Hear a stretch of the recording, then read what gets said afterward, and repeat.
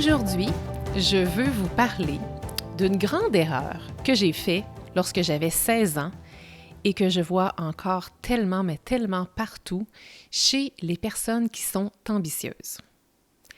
Aujourd'hui, je veux vous parler du syndrome Stairway to Heaven. Et là, n'appuyez pas sur pause pour aller googler c'est quoi le syndrome Stairway to Heaven. Je viens de l'inventer. Mais bien que je viens d'inventer ce nom-là, je suis certaine qu'à la fin de l'épisode, vous allez tellement, mais tellement avoir une image claire de ce syndrome-là que vous allez vous en rappeler pour le restant de vos jours. Mais pour que vous compreniez c'est quoi le syndrome Stairway to Heaven, je dois d'abord et avant tout vous ramener dans le temps. On va reculer à l'époque de mes 16 ans. Donc, quand j'avais 16 ans, j'étais une fan de musique. En fait, j'écoutais vraiment pas la musique de mon temps. Tu sais, dans mon temps, là, pas juste pour vous remettre un peu dans l'ambiance de quand moi j'avais 16 ans, je veux dire, c'était Eminem, Usher, Nelly Furtado, Sum 41, Blink-182. Ça, c'était vraiment la musique qu'on écoutait dans mon temps, quand j'avais 16 ans. Ce qui fait que la majorité de mes amis écoutaient ça, mais moi, je n'écoutais pas cette musique-là. Moi, ce que je faisais, j'écoutais la musique des vinyles de mon père. Donc, j'étais une grande fan de rock progressif quand j'avais 16 ans. Ce qui fait que j'écoutais Pink Floyd, Yes, Gentle Giant, Led Zeppelin et Black Sabbath, par exemple. Mais, donc voilà, c'était le type de musique que j'écoutais et j'adorais ça. Et étant donné que c'est la musique que j'écoutais, étant donné que j'étais vraiment une fan de rock, à 16 ans, à un moment donné, je me suis dit « Hey, ce serait tellement cool que je joue de la guitare! » J'ai donc décidé de me rendre dans un magasin de musique avec mes parents et de m'acheter une guitare. J'aimerais préciser ici que je n'avais aucune base en guitare. J'avais déjà joué de la musique, en fait, j'avais déjà joué du piano, ce qui fait que j'étais capable de lire des partitions de piano. Mais pour les gens qui connaissent un peu c'est quoi des partitions de guitare, c'est pas du tout la même chose et je n'avais absolument aucune idée comment jouer. Mais c'est pas grave, j'avais comme une grande confiance en moi, puis comme je me disais, ça doit pas être si difficile que ça, je vais me lancer puis je vais apprendre la guitare. Et puis, je m'assois et là, bon, OK, j'ai quand même pris un petit moment pour aller voir un peu comment un peu lire une partition, mais j'ai pas passé des heures là-dessus, là. J'ai passé quelques minutes à peine là-dessus. Et le premier morceau que j'ai choisi d'apprendre, c'est nul autre que Stairway to Heaven de Led Zeppelin. Et là, écoutez, si ce n'était pas une question de droit d'auteur, je vous ferais jouer à l'instant la musique de Stairway to Heaven. Je me doute que la plupart d'entre vous la connaissez, mais il y en a peut-être plusieurs qui n'ont jamais entendu ce titre-là. En fait, c'est un chef-d'œuvre. C'est vraiment un chef-d'œuvre, une des plus grandes chansons de Led Zeppelin, qui est un groupe britannique des années 60-70. Et puis, vous pouvez aller l'écouter si vous le désirez sur YouTube ou sur peu importe la plateforme de musique que vous avez. Mais c'est un chef-d'œuvre musical. C'est une mélodie qui est excessivement difficile à jouer et je sais qu'il y a des musiciens très avancés qui ont de la difficulté à jouer ça. Mais moi, je trouvais que ça serait cool de jouer Stairway to Heaven, donc c'est le premier morceau que j'ai essayé de jouer. Et là, j'imagine que vous connaissez la suite de l'histoire. J'ai pas été capable de jouer Stairway to Heaven. J'ai été incapable de jouer. Puis, tu sais, plutôt que de me dire « Ah, ben, tu sais, c'est normal, Émilie, t'apprends, tu sais, commence avec un morceau peut-être plus simple. » Ben, moi, je me suis jugée. Je me suis raconté en même temps que, tu sais, si j'y arrivais pas rapidement, c'est sûrement que c'était pas fait pour moi. Alors, qu'est-ce que j'ai fait à 16 ans, 3 semaines après m'être acheté ma guitare? J'ai abandonné. Et avec le recul, qu'est-ce que je comprends, c'est que c'est pas la guitare là, du Stairway to Heaven là, qui m'a arrêtée, c'est ma perspective de départ, en fait. C'est ma perspective de départ parce que moi, j'ai débuté avec l'attente de jouer comme une musicienne avancée alors que j'étais une débutante, une très, très grande débutante. J'ai donc envie de vous parler un peu plus de ce fameux syndrome-là, le syndrome Stairway to Heaven, parce que là, oui, je vous parle de quand j'avais 16 ans, je vous parle d'une fille qui commençait à jouer de la guitare pour être cool en plus. C'était même pas parce que j'avais envie de jouer de la guitare, au fond de moi, c'était vraiment pour le look. Mais je vous parle de ça, mais le syndrome Stairway to Heaven, on le retrouve dans plein de sphères de vie, et pas juste quand on a 16 ans, ça nous accompagne toute notre vie. Et concrètement, c'est quoi ce fameux syndrome-là? En fait, c'est quand on se dit comme je vais jouer un chef-d'œuvre dès le début plutôt que de se dire je vais commencer par les bases. C'est le syndrome Stairway to Heaven, c'est quand on veut justement des résultats dès le jour 1. C'est quand on veut la confiance avant d'avoir la pratique. C'est quand on veut maîtriser avant même d'apprendre. C'est de désirer être excellente dès le début. C'est aussi comme d'arriver à réussir à la perfection sans avoir la genre de phase de maladresse qui vient avec tout début dans la vie. On a tous commencé à marcher en tombant. Il n'y a aucun enfant qui s'est levé puis qui s'est mis à marcher du premier coup. On a tous tombé, puis ça, on dirait qu'on l'oublie. Je veux dire, moi, j'ai un enfant de 7 ans, donc là, il est de plus en plus grand, mais je me rappelle, il y a encore plein de premières fois avec lui, puis au début, c'est toujours difficile, il y a toujours la phase un peu de persévérance, puis je l'encourage, je lui dis, ben voyons, tu sais, c'est pas grave, t'es débutant, c'est normal de se tromper, c'est normal de tomber, mais quand, tu sais, je veux dire, même si je suis maman puis que j'enseigne ça à mon enfant, on l'oublie, on dirait, pour nous-mêmes, puis ça devient très difficile. Et ce qui est drôle, c'est que j'ai énormément de gens dans mon univers, notamment des clientes qui viennent pour travailler avec moi, soit avec mon programme Croissance ou bien avec mon Mastermind. Puis quand j'apprends à les connaître un peu plus, je me rends compte à quel point elles veulent, elles aussi, dès le jour 1, jouer leur propre Stairway to Heaven. Puis ça me fait toujours sourire parce que je me reconnais tellement, tellement en elles. Et j'ai envie de vous dire, concrètement, ça se manifeste où le syndrome Stairway to Heaven dans votre vie? En fait, ça peut être dans votre santé. Mettons, là, je sais pas, vous voulez commencer un nouvel entraînement, bien là, vos attentes à vous là, pour le lendemain matin, c'est que vous aimiez ça tout de suite et c'est que vous obtenez des résultats tout de suite. Ça peut être, par exemple, dans une entreprise ou plus dans le plan professionnel. Ça pourrait être de lancer un projet, un podcast ou une offre et comme d'obtenir une traction immédiate le lendemain ou la semaine d'après ou peut-être, au pire, dans un mois. Au niveau de la productivité, moi, je l'ai vu vraiment, vraiment beaucoup dans mon univers. C'est par exemple les gens qui se disent « OK, je vais commencer à planifier et puis comme je vais devenir parfaitement constante demain matin et je vais voir 1 million de résultats demain matin. » Dans les relations, ça pourrait être d'avoir une certaine maturité, profondeur, que ce soit avec une relation amoureuse ou amicale, dès les premiers instants, alors que ça doit se construire. Tout le monde sait qu'une relation, ça se construit. Au niveau de la croissance personnelle, on le voit vraiment beaucoup parce que c'est super populaire. Les gens veulent commencer à travailler sur eux, ils vont commencer à faire de l'introspection, on va faire certains types d'exercices, puis ils vont arrêter souvent parce que justement, ils vont pas constater une transformation rapide. Mais tu sais, avec tout ça, là, le réel problème, c'est pas nous. Nous ne sommes pas le problème, alors que pourtant, c'est vraiment ça qu'on se dit. Tu sais, moi, avec la guitare, je me disais, t'es pas bonne, t'es pas capable, tu seras jamais capable, t'as pas ça en toi. Donc, mais le problème, c'est pas nous, puis ça, je le comprends aujourd'hui avec le recul. Le problème, c'est notre attente. Je reprends encore l'analogie avec mon histoire de guitare. Je me disais que je n'étais pas bonne et tout ça, mais mon attente, c'était que je sois aussi bonne qu'un guitariste expérimenté de 5, 10, 15 ans, alors que ça faisait 3 secondes que je jouais.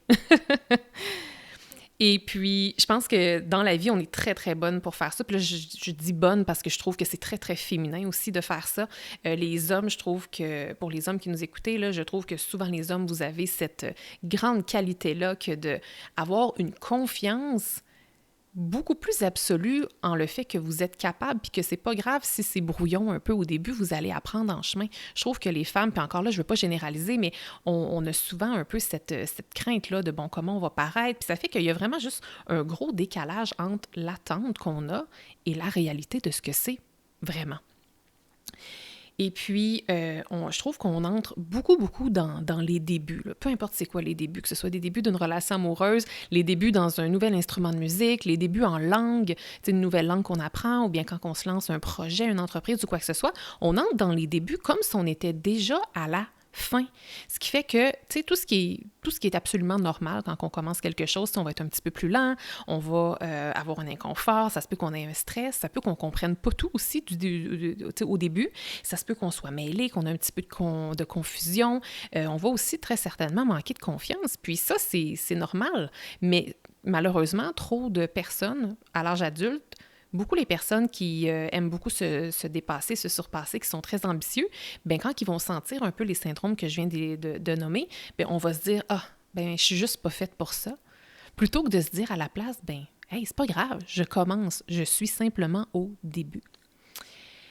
Et puis, qu'est-ce qui arrive, c'est qu'on est dans la phase 1, puis on espère obtenir justement le même succès, les mêmes résultats que quelqu'un qui est rendu à comme à sa 20e année d'expérience. Puis là, je dis ça, puis ça a l'air complètement absurde que de penser ça, mais essayez de vous voir, là. Essayez de voir avec du recul comment vous avez l'habitude de commencer vos projets et je vous assure que la majorité d'entre vous et de nous, même devrais-je dire, je vais m'inclure là-dedans, bien souvent, on oublie qu'on est juste dans la phase 1 puis on se compare à quelqu'un qui est comme à des années-lumière devant nous. J'ai envie de poursuivre ici en vous présentant les 5 angles de compréhension, en fait, du syndrome Stairway to Heaven. Il y en a un qui est sur la confiance, un qui est sur l'ego, un qui est sur le talent, un autre qui est sur la honte et un dernier qui est sur l'acharnement. Et je pense qu'en fait, peut-être qu'à travers les 5 angles que je vais vous présenter, vous allez peut-être vous reconnaître dans les 5 ou ça se peut qu'il y ait un angle qui va peut-être être un petit peu plus prédominant. Je commence donc avec l'angle de la confiance. Alors, ça, en fait, c'est quand vous attendez plutôt d'être prête avant de commencer. Ça, je pense qu'il y en a énormément qui vont se reconnaître ici. Et puis, ce qui veut dire que vous allez vouloir de la clarté, de la motivation. Vous allez attendre aussi le bon timing, ce qui fait que vous n'allez jamais réellement passer à l'action.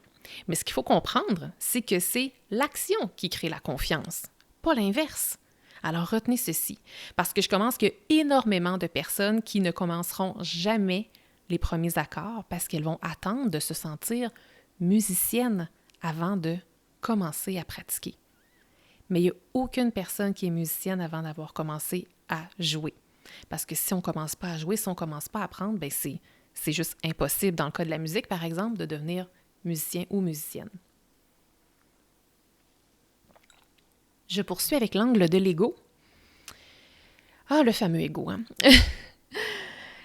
L'ego refuse d'être novice dans quoi que ce soit. C'est tellement inconfortable de débuter quelque chose et notre ego est toujours là pour nous le rappeler très fortement et très clairement.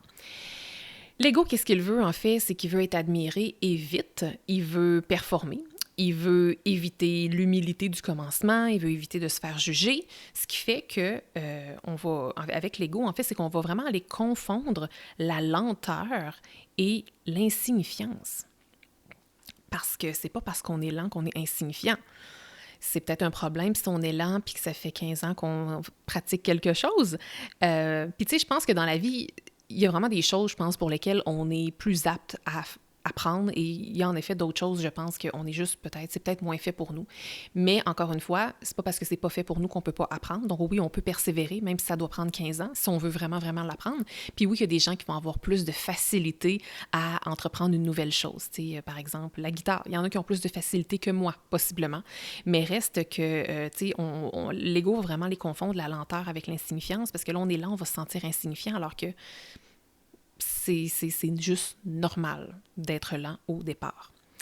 Et puis, toujours pour faire un parallèle avec la musique, tu sais, chaque virtuose a d'abord accepté d'être invisible au départ. Chaque virtuose a d'abord choisi d'apprendre une première note. Tu sais, les grands musiciens de ce monde ne sont pas nés en connaissant la gamme puis les accords, là, ils les ont appris. Ce qui fait qu'on veut vraiment être exceptionnel avant d'être accompli. Et moi, je trouve que qu'est-ce qui nous fait abandonner, c'est souvent pas la difficulté du début.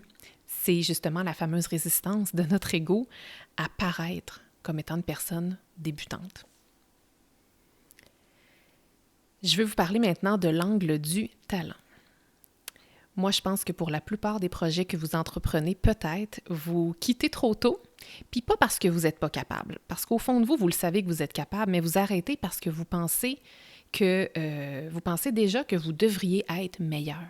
Vous pensez déjà, même à la première journée, que vous devriez avoir plus de talent. Et je pense que la comparaison ici vient vraiment, vraiment alimenter un peu ce syndrome-là. Mais moi, je pense que la majorité des gens, dans tout ce qu'ils entreprennent, ils quittent trop tôt parce qu'ils ne se trouvent pas suffisamment bons. Et moi, je le vois personnellement beaucoup dans mon univers, aussi à travers mes clientes. Je vois tellement, tellement de femmes faire ça avec leur entreprise, avec leur corps aussi, avec leur visibilité, puis avec leurs rêves. Ils vont essayer de tout comprendre avant de réussir, de devenir excellentes, d'être parfaites avant même d'être visibles, mais ils ne se donneront jamais vraiment l'occasion, ils ne se donneront jamais vraiment la phase de juste commencer. Puis, encore une fois, pour revenir à mon analogie de la musique, faut pas se comparer au départ à un musicien qui est très avancé, là. Comme moi, mon histoire de commencer avec le premier morceau, Stairway to Heaven, c'était de me comparer à un musicien qui est avancé. J'ai envie de vous parler maintenant de l'angle de la honte. Souvent, qu'est-ce qui va nous faire arrêter? Puis moi, je me rappelle, je l'ai vécu en arrêtant ça, même si je jouais de la guitare toute seule dans ma chambre devant absolument personne, mais moi, je voulais éviter, en fait, de me sentir inadéquate. On va souvent se dire, et ou on va penser que les autres vont dire ça de nous, comme « Ah, tu sais, je suis nulle, je devrais vraiment être meilleure. Ah, c'est vraiment gênant, c'est inconfortable. Je suis pas faite pour ça. Telle personne serait tellement meilleure que moi. » Fait que ça, on va se répéter ça dans notre tête, on va se mettre à y croire, puis on va aussi se faire croire que les gens vont dire ça de nous.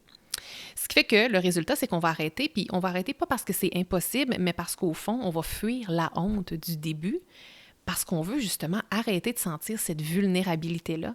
Puis tu sais, moi, je recule de plusieurs années, justement, quand j'avais 16 ans, quand j'ai fait cet achat-là de cette guitare, moi, je savais pas c'était quoi la vulnérabilité, et chose certaine que je faisais précisément à cette époque-là de ma vie, c'était de fuir la vulnérabilité. Je me vantais, moi, de dire aux gens que je pleurais jamais. Pas parce que j'en avais pas envie, parce que je me retenais de ne pas pleurer. Tu sais, à quel point je voulais sortir la vulnérabilité de moi.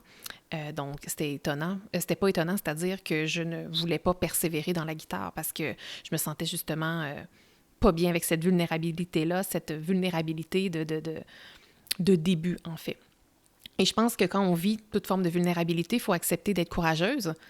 Et il faut avoir le courage d'avancer. Fait que j'ai envie de vous inviter, là, parce que je suis certaine qu'en fonction de ce que je vous dis, en fonction du syndrome de Stairway to Heaven que je suis en train de vous raconter, à travers mon histoire, je suis certaine qu'il y en a plusieurs qui êtes à l'écoute en ce moment, puis vous vous dites « Ah, mon Dieu, je suis tellement en train de faire ça dans tel projet » ou « Ah, j'ai tellement déjà fait ça par le passé » ou comme « Maintenant, je me sens comme ça avec telle ou telle chose ». Donc, j'ai envie ici de vous inviter à passer par-dessus la honte et comme « Faites preuve de courage, là ». Tu sais, lancez-le, votre podcast, publiez votre première publication sur Instagram, apprenez à skier. Je l'ai fait l'année passée à 37 ans. J'ai appris à skier. La honte était là, mais j'ai passé par-dessus la honte. Et cette année, vous savez quoi, c'était plus facile. Prenez des cours d'anglais, il n'est pas trop tard. Puis mettez-vous en forme. Puis non seulement mettez-vous en forme, mais commencez par juste aller marcher. Parce que c'est comme ça qu'on commence. Et donnez-vous la permission de juste commencer, parce que souvent, on va se dire « Ah, mais il est trop tard. Tu sais, je suis trop vieille pour apprendre l'anglais, je suis trop vieille pour démarrer une entreprise, je suis trop vieille pour avoir tel rêve ou tel rêve, j'aurais dû le faire avant. » Mais c'est pas que vous êtes trop vieille ou trop vieux, c'est pas qu'il est trop tard, c'est que vous laissez encore trop de place à ce fameux syndrome-là de Stairway to Heaven. Il y a un dernier angle que je veux explorer avec vous avant de vous dire concrètement comment on peut se départir de ce fameux syndrome-là, c'est l'angle de l'acharnement. Ça veut dire que vous allez refuser l'imperfection et que vous allez vouloir contrôler la vitesse. Et là, qu'est-ce qui arrive quand vous êtes toujours dans la perfection, dans la vitesse? Bien, vous pensez peut-être que vous êtes en train de persévérer, mais la vérité, c'est que vous vous auto-sabotez. Et ça, c'est de l'acharnement. Ça, c'est de l'acharnement. Et moi, je vous invite à transformer votre acharnement en persévérance. Parce que si vous feriez ça, bien, vous pourriez accepter l'apprentissage et ainsi peut-être respecter les étapes. T'sais, étape 1, OK, c'est normal que ça n'aille pas vite, c'est normal que ce soit difficile. Étape 2, il y a un petit peu plus de facilité. Et ainsi de suite, ce qui fait que vous pourriez continuer avec beaucoup plus d'humilité, en fait. Maintenant, si vous vous reconnaissez avec le fameux syndrome Stairway to Heaven, j'ai quelques petites réflexions ici que je vous propose dans le but de vous sortir de ce syndrome-là. Parce que, comme tout bon syndrome, la première chose importante, c'est de prendre conscience qu'on en est victime, par exemple. Et à partir du moment où on prend conscience, bien, il y a deux choix qui s'offrent à nous. Soit on continue dans la même direction, donc on continue à subir ce syndrome-là, ou bien on pose une action dans le but de s'en sortir. Ce qui fait que j'ai 3 petites réflexions à vous proposer ici. La première, c'est quel Stairway to Heaven êtes-vous en train d'exiger de vous-même en ce moment? La seconde réflexion, quels sont les 2 accords que vous pourriez apprendre maintenant? On ne parle pas d'une partition complète, on ne parle surtout pas d'un morceau complexe, je vous parle ici de seulement 2 premiers accords. Ça peut être les plus faciles en plus. Troisième et dernière réflexion, si vous acceptiez d'être débutant ou débutante pendant 90 jours, que feriez-vous? Ou qu'est-ce que vous vous permetteriez d'explorer ou d'essayer?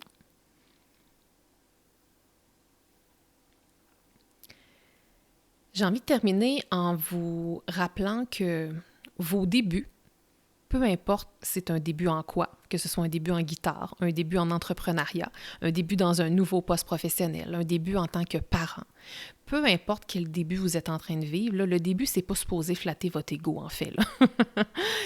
En fait, le début, c'est supposé former votre identité.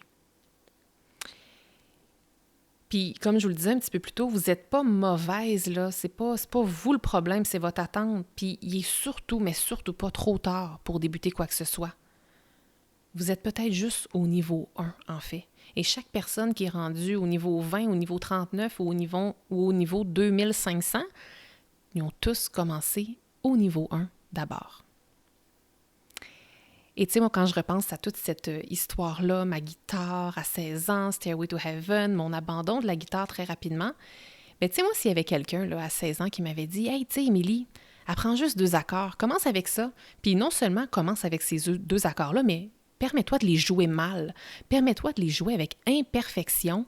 Puis tu sais, joue-les lentement, puis continue juste à temps qu'ils soient un petit peu plus faciles. Mais si quelqu'un m'avait dit ça quand j'avais 16 ans, ben peut-être qu'aujourd'hui, je jouerai encore de la guitare. Et non seulement que peut-être que je jouerai encore de la guitare, mais je serais peut-être capable en fait de le jouer. Stairway to Heaven.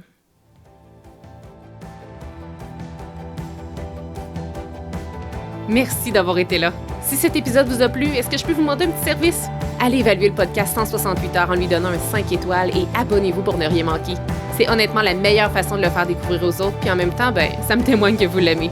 J'ai déjà hâte qu'on se retrouve et d'ici là, assurez-vous de profiter pleinement des 168 heures de votre semaine.